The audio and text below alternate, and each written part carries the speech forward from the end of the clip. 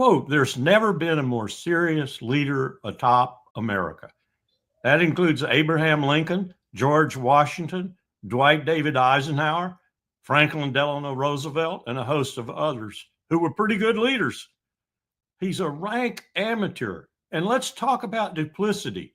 What did the United States do after allying itself with Europe, Germany, the Permanent Five, and creating the Joint Comprehensive Plan of Action with treaty force in everyone else's mind, including President Biden, really? Maybe not the Senate, but definitely President Biden.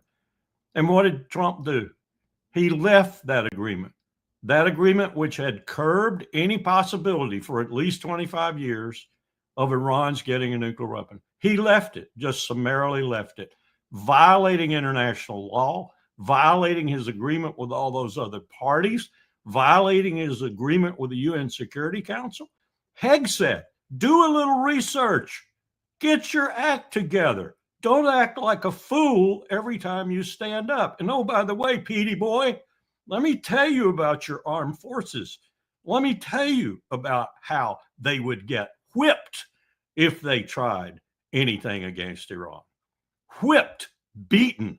And oh, by the way, Petey, do you know there's a fatwa out that a foreign minister from Iran looked me in the eye and in perfect English said, "Would you like us to operationalize this fatwa?" That's a good word, isn't it? He knew I was a military professional. Operationalize, that's a good English word, isn't it? We'll go to the UN and operationalize it, sign it in blood in front of the Security Council. We do not want a nuclear weapon. It is anti our religion to have a nuclear weapon. What Petey and Donald are doing, contrary to what he just told that idiot at Fox News, they're forcing Iran into a position where it might have to, regardless of its religious inhibitions, go ahead and develop a nuclear weapon. But I can tell you right now, Neiman, there is no way the United States military can carry out the threat that Petey just said. And one of the things I learned serving Colin Powell and H.W. Bush, who was as good a president as we've had in the post-World War II era, Petey, H.W. Bush, got that? Petey. One of the things they knew was not to make threats that you couldn't make good on. It's difficult to evaluate it because, as Petey said, I'm going to call him Petey from now on, just like I call Victoria Nuland Nudge. Petey said, this has everything to do with Iran, but it has everything to do with Israel, because why did the Al-Ansar Houthis, why did they start up again? They made it perfectly clear why they were doing what they were doing in the Red Sea. It was because of the treatment of the Palestinians in Gaza and elsewhere. That's why they started up again, because look at what Netanyahu has done. I was just looking at Haaretz this morning. You know, this is despicable. Israel has struck in Syria again and killed some people in Syria. But here's the most despicable thing. This just came out. This is the HRC's 58th session, and a report entitled, quote, listen to this title, quote, "More than a human can bear, colon, Israel's systematic use of sexual, reproductive, and other forms of gender-based violence since October the 7th, 2023. The Independent International Commission of Inquiry on the Occupied Palestinian Territory, including East Jerusalem and Israel, finds the following." It's despicable. And that's the reason Al-Ansar, the Houthis, are doing what they're doing. And they've said that. They've been explicit about that.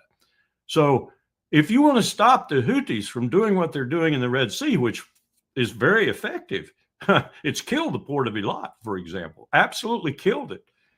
It's very effective. Maritime insurers aren't insuring, and many shippers aren't shipping.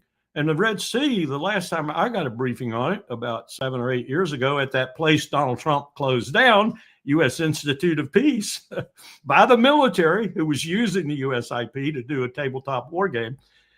The briefing I got was 50 to 60% of the world's commerce regularly passes through the Red Sea, far more important than the Persian Gulf.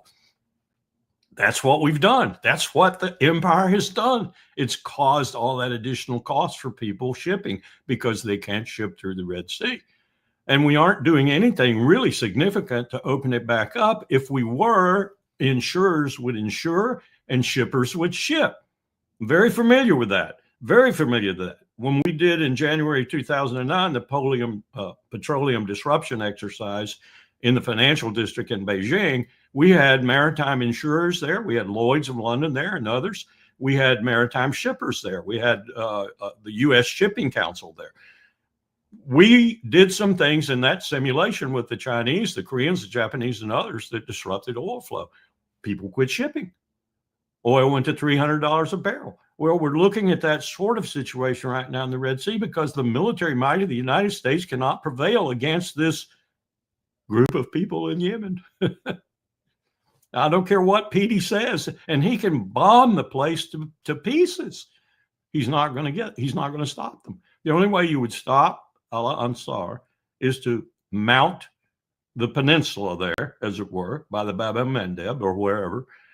You'd have to go ashore somewhere, the port of Hodeidah or wherever. The Saudis wouldn't do it, and invade. That's the only way. And that's the only way you're going to take Iran down too and ensure it doesn't have a nuclear weapon. And I guarantee you, Nima, as I've said many times before, that's a 10-year war, $3-4 trillion, 100,000 casualties. And at the end of it, it'll look sort of like Iraq or worse. So what are we talking about? Please tell me. You tell me. What are we talking about? Who are these people who are running this empire now? Who are these people? Petey says Trump has this power of strategic indecisiveness. That's a power for a power like the United States to be strategically indecisive, to have all the leaders in the world trying to figure out where you're going next. It's a great way to get rid of your allies and friends and a great way to please your enemies, ultimately. Steadfastness. Powell used to say that. Steadfastness. He also would quote Thucydides all the time. Only one passage did he quote from Thucydides. And I never saw him put anything under the glass on his desk except this passage. And it says in English, restraint is that aspect of power men admire most. Larry, what I do see in the Trump administration is this. I don't know what is the grand strategy on their part, but you see everyday actions to make some sort of reactions in Russia, Iran, in the Middle East. These are daily based sort of strategy and tactics. It seems that they're trying to learn the behavior of the other party by implementing these sort of, I don't know, once they said that they're gonna, the way that they're treating Iran, the way that they're not communicating to Iran. If you see what Witkoff said in his interview with Tucker Carlson, he literally said, we didn't talk with Hamas. Yes. So if you're serious in the sort of negotiations that you're doing, you have to talk with both parties to bring it to some sort of sanity. How you can talk with one party and the other party is not that much important to talk with? Well, the other party is even subhuman. That's the way they look at it. They look at it the same way Bibi Netanyahu looks at it. They're subhuman, even though they're all Semites and they're brothers and sisters. It's a nonsensical situation. But you just put your finger on one of the greatest weaknesses of this administration. It doesn't study. It doesn't look at history. It doesn't think that's important. It thinks it has such a surfeit of power that it doesn't need to study. It doesn't need to understand its friends and its enemies. It doesn't need any of that. It just uses brute power, whether it's sanctions or military force or the threat of both. That's what their whole recipe for diplomacy, I don't even want to call it diplomacy, for international relations is.